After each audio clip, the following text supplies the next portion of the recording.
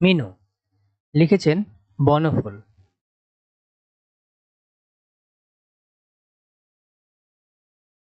মা মরা মেয়ে মিনু।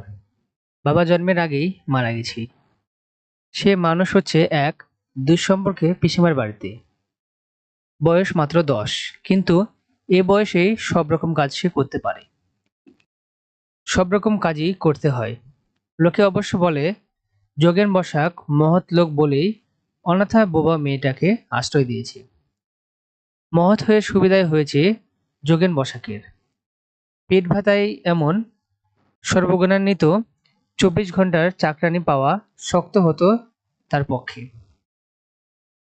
বোবা হওয়াতে আরো সুবিধা হয়েছে, নীরবে কাজ করে। মিনি শুধু বোবাই নয়, ঈষৎ কালাও। অনেক চেঁচিয়ে বললে তবে সে শুনতে পায়। সব কথা শোনার দরকারও হয় না তার। ঠোঁট নাড়া আর মুখের ভাব দেখেই সব বুঝতে পারে। এছাড়া তার আরো একটা ষষ্ঠ ইন্দ্রিয় আছে, যার সাহায্যে সে এমন সব জিনিস বুঝতে পারে, এমন সব জিনিস মনে মনে সৃষ্টি করে, সাধারণ বুদ্ধিতে যার মনে হয় না। মিনুর জগৎ চোখের জগৎ। দৃষ্টির ভিতর দিয়েই সৃষ্টিকে সে গ্রহণ করেছে। শুধু গ্রহণ করেনি, নতুন রূপে নতুন রং আরোপ করেছে তাতে। খুব ভোরে ওঠে সে, ভোর 4টের সময়। উঠে দেখতে পাই পূর্ব আকাশে দপদপ করে জ্বলছে শুকতারা। পরিচিত বন্ধুকে দেখলে মুখে যেন মৃদু হাসি ফুটে ওঠে। তেমনি হাসি ফুটে ওঠে মিনুর মুখেও। মিনু মনে মনে বলে, সব ঠিক সময়ে উঠেছ দেখছি। বৈজ্ঞানিকের চোখে শুকতারা বিরাট বিশাল বাষ্পমণ্ডিত প্রকাণ্ড গ্রহ।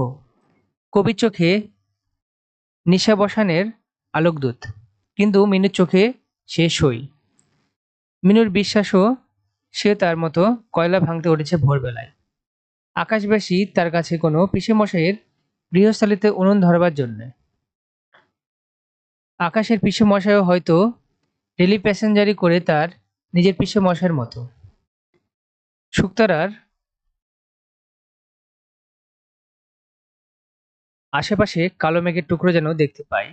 তখন ভাবে ওই যে কয়লা, কি বিচ্ছিরি করে ছড়িয়ে রেখেছে আজ।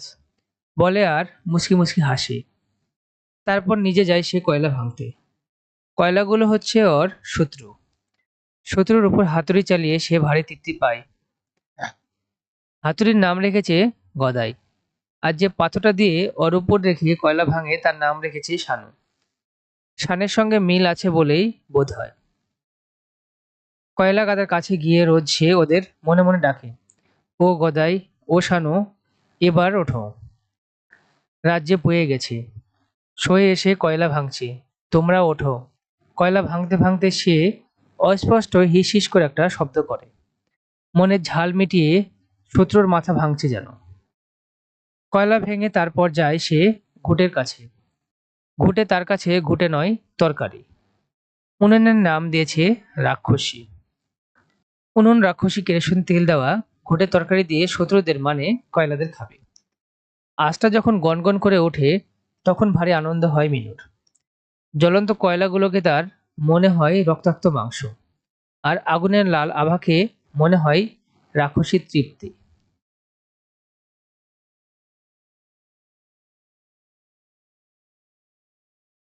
বিস্ফোরিত নয়নে সে চেয়ে থাকে, তারপর ছুটে যায় উঠানে।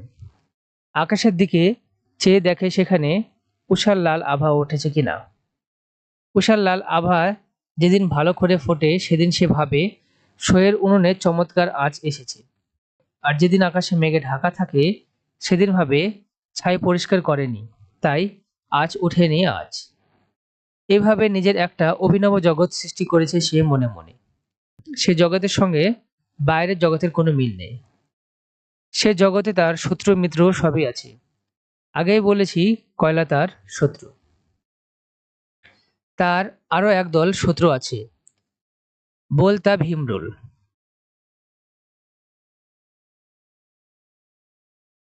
একবার কামড়েছিল তাকে। সে যে যন্ত্রণা ভোলেনি, প্রতিশোধ নিতেও ছাড়ে না। দুপুরে যখন পিসেমশাই ঘুমায় তখন সে ঘুরে বেড়ায় কোমরে কাপড় জড়িয়ে আর গামছা একটা প্রকাণ্ড গড়ে বেঁধে। বলতা বা ভীমরুল দেখতে পেলেই সোজা করে গামছা ঘুরিয়ে মারে। অব্যর্থ লক্ষ্য। সঙ্গে সঙ্গে পড়ে যায় মাটিতে।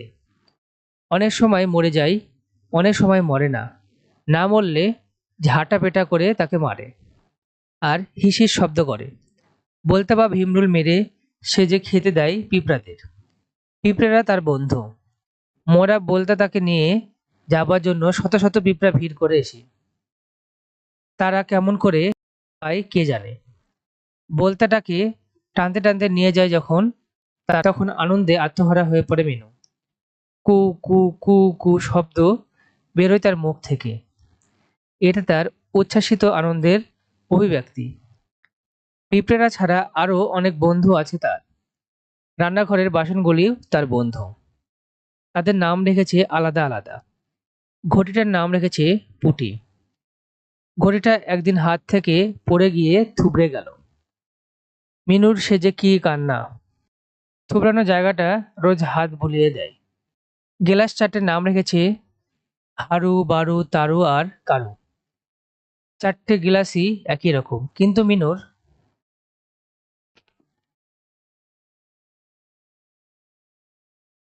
চোখে তাদের পার্থক্য ধরা পড়ে। গিলাসগুলোকে যখন মাজে বা ধয়, তখন মনে হয় যেন সে ছোট ছেলেদের স্নান করাচ্ছে। মিড শেফটা ওর শত্রু। ওটার নাম দিয়েছে গপগপা। গপ গপ করে সব জিনিস পেটে পুরে নেয়। মাঝে মাঝে এক দৃষ্টে চেয়ে থাকে মিটফিসের চকচকে থালাটার দিকে, আর মনে মনে বলে, মুখ পোড়া সব জিনিস পেটে পুরে বসে আছে। মিনু আর একটি দৈনন্দিন কর্তব্য আছে। যখন অবসর থাকার সময় পাই, তখন টুক করে ছাদে যায়। ছাদ থেকে একটা বড় কাঁঠাল গাছ দেখা যায়। কাঁঠাল গাছের মাথার দিক থেকে একটা সরু শুকনো ডাল বেরিয়ে আছে। এ ডালটির দিকে সাগ্রহে চেয়ে থাকে মিনু। মনে হয় তার সমস্ত অন্তর যেন তার দৃষ্টিপথে বেরিয়ে গিয়ে আশ্রয় করেছে এই ডালটিতে। এর কারণ আছে। তার জন্মের পূর্বে তার বাবা মৃত্যু হয়েছিল। বাবাকে সে দেখেনি। অনেকদিন আগে তার মাসিমা তার কানের কাছে চিৎকার করে একটা বিস্ময়কর খবর বলেছিল। তার বাবা নাকি বিদেশে গেছে, অনেক দূর দেশে।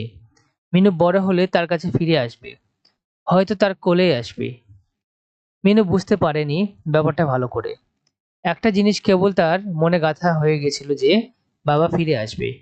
কবে আসবে? মিনু কত বড় হলে আসবে? কথাটা মাঝে মাঝে সে ভাবে। এমন সময় একদিন একটা ঘটনা ঘটল। সে সেদিনও ছাদে দাঁড়িয়েছিল। দেখতে পেল পাশের বাড়ির টুনুর বাবা এলো বিদেশ থেকে অনেক জিনিসপত্র নিয়ে। আর ঠিক সে সময় তার নজরে পড়ল সরু ডালটায় একটা হলদে পাখি এসে বসলো।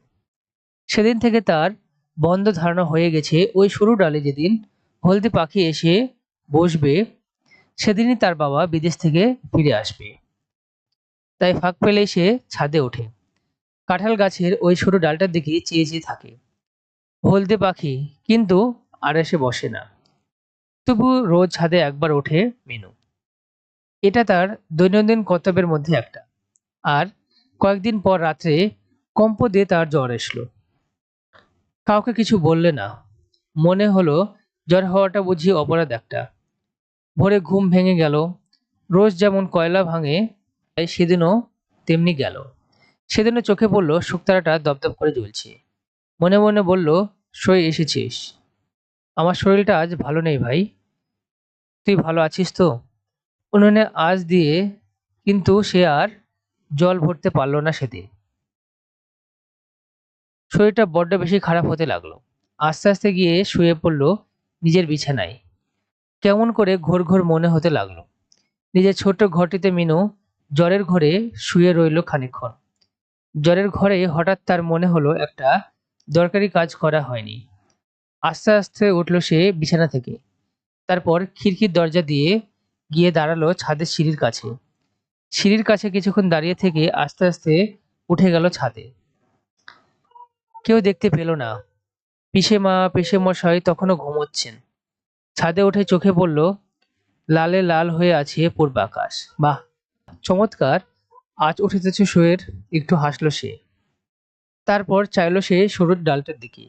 সর্বাঙ্গ রোমাঞ্চিত হয়ে উঠল তার। একটা হলুদ পাখি এসে বসেছে। তাহলে তো বাবা নিশ্চয় এসেছে। আর এক মুহূর্ত দাঁড়ালো না ছাদে।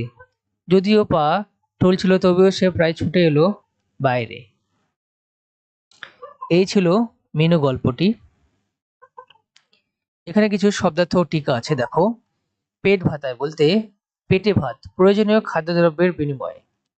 কালা, কালা মানে হচ্ছে বধির, কানে কম শোনে এমন। ষষ্ঠ ইন্দ্রিয়, চোখ, কান, নাক, জিভ, ত্বক, এই পাঁচটি ইন্দ্রিয়ের বাইরেও কিছু। শুকতারা হচ্ছে সূর্যোদয়ের আগে বা পূর্ব আকাশে এবং সূর্যাস্তের পর পশ্চিম আকাশে। নক্ষত্রের মতো দীপ্যমান শুক্র গ্রহ। গ্রহ, সূর্য প্রদক্ষিণকারী জ্যোতিষ্ক। সই, সখীর কথ্যরূপ, বান্ধবী বা সহচরী। আকাশভাসী, কল্পিত ঊর্ধ্বলোকে বসবাসকারী। ডেইলি প্যাসেঞ্জারি, প্রত্যহ যাতায়াতকারী। উনুন মানে হচ্ছে চুলা, মানে রান্নাঘরে খাদ্যদ্রব্য রাখার তাক বিশিষ্ট বাক্স। খিড়কি, বাড়ির পিছনের ছোট দরজা।